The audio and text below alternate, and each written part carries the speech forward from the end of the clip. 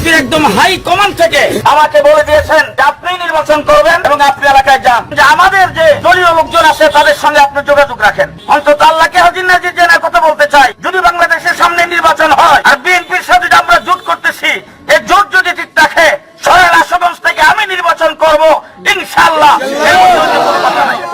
Madam Khaleda জিয়ার সাথে আমার গভীর সম্পর্ক, ভালো সম্পর্ক। আপনারা হয়তো মিডিয়ায় দেখেছেন, ওনার এখানে কেউ দেখতে পারে না, যাইতে পারে না, কিন্তু আমি সেই কালকে হাসপাতালে ওনার দরজা পর্যন্ত গিয়েছি এবং জুডির থেকে আমাকে গ্রিন সিগন্যাল দেওয়া হয়েছে এই এলাকা থেকে, এবং আমি এই এলাকা থেকে নির্বাচন করার জন্য বিএনপির একদম হাই কমান্ড থেকে আমাকে বলে দিয়েছেন যে আপনি নির্বাচন করবেন এবং আপনি এলাকায় যান, এবং আপনাদের সর্বোচ্চ ব্যক্তি তিনি আমাকে বলছেন যে আমাদের যে দলীয় লোকজন আছে তাদের সঙ্গে আপনি যোগাযোগ রাখেন। এই জন্য আমি মূলত আপনাদের সাথে যোগাযোগ রাখতেছি।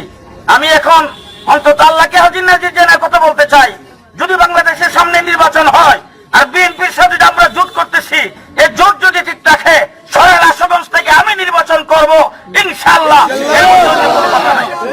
শেষ কথা আপনাদেরকে বলবো, অত্যন্ত ভারাক্রান্ত হৃদয়ে বাংলাদেশের বর্তমানে সবচাইতে জনপ্রিয় নেত্রী, এবং আমি দীর্ঘ প্রায় ৩৫ বছর বিএনপির সাথে আন্দোলন সংগ্রামে আছি হিসেবে ম্যাডাম খালেদা জিয়ার সাথে আমার গভীর সম্পর্ক, ভালো সম্পর্ক। আপনারা হয়তো মিডিয়ায় দেখেছেন, ওনার এখানে কেউ দেখতে পারে না, যাইতে পারে না, কিন্তু আমি সেই কালকে হাসপাতালে ওনার দরজা পর্যন্ত গিয়েছি এবং ওনার যে পার্সোনাল যে চিকিৎসক ডাক্তার জাহিদ সাহেব, সেই জাহিদ সাহেব উনি আমার খবর পেয়ে বলছেন যে ওনাকে নিয়ে আসেন। আমি সেখানে যে ওনার সাথে কথাবার্তা বলছি, খোঁজখবর নিয়েছি। এই নেত্রী আজকে যে এত বড় অসুস্থ, ওনার যে বয়স, এই বয়সে উনি এত বড় অসুস্থ হতে পারে না। উনি নির্যাতনের কারণে অসুস্থ হয়েছে। ব্রিটিশ সরকার ওনাকে জেলখানার ভিতরে ভরে যে নির্যাতন করেছেন, বেঁচে থাকার মতো সেই পরিস্থিতি ওনার রাখে নাই।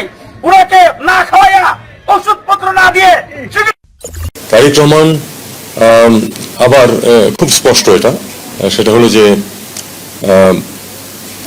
এক নম্বর হচ্ছে যে তাকে যদি আসতে হয় কি পদ্ধতিতে আসবেন।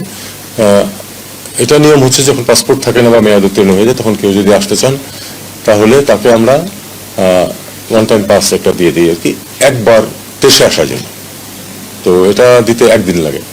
কাজে এটা উনি যদি আজকে বলেন যে উনি আসবেন, আগামীকাল আমরা এটা দিয়ে পরশুদিন উনি প্লেনে উঠতে পারবেন, কোনো অসুবিধা নেই। এটা ওনার নিজের ব্যাপার।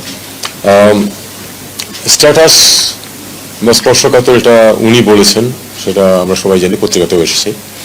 আমার জ্ঞান এই পর্যন্ত। আমি শুধু এটুকু বলতে পারি যে বাংলাদেশ সরকারের পক্ষ থেকে কোনো বিধিনিষেধ নেই, উনি আসতে পারেন। কেউ কেউ যারা বিশ্লেষক তারা কেউ বলছেন যে ঢাকার একটি হাই কমিশন কোথাও বলেছে যে ওনার স্ট্যাটাস হচ্ছে উনি নন রিটার্ন, মানে উনি ব্যাক করতে পারবেন না সরকারকে। এই বিষয়ে আপনার অফিসিয়ালি কিছু জেনেছেন কিনা?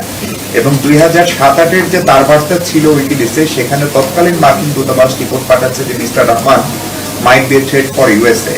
ইউএসএর সেই অবস্থান নিয়ে ইউএসএ আপনাদের সরকারকে অফিসিয়ালি কোনো বার্তা দিয়েছে কিনা, অথবা এই দুটো দেশ ভারত এবং আমেরিকায় কিনা? লাস্টেরটা আমি জানি না।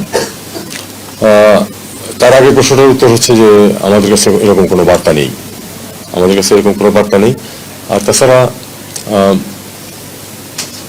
নন রিটার্নই আমার দীর্ঘদিনের অভিজ্ঞতা, এক্স্যাক্টলি এই শব্দটা আমি কখনো না, হতে পারে, কিন্তু একটা দেশের নাগরিককে তার দেশে ফিরতে দেওয়া যাবে না বা দেওয়া হবে না, এটা তো আমার কাছে একটু অস্বাভাবিক লাগছে। যদি বাংলাদেশ যদি তার নাগরিককে ফেরত আসতে দিতে চায়, আরেকটি দেশ সেটা কি করে নিষেধ করবে বা বন্ধ করবে? বাট এটা একেবারেই একটা বিষয় যেটা সম্বন্ধে আসলে আমার যেহেতু নলেজ নেই, আমি এর আর বেশি কিছু এটা নিয়ে বলতে চাই না।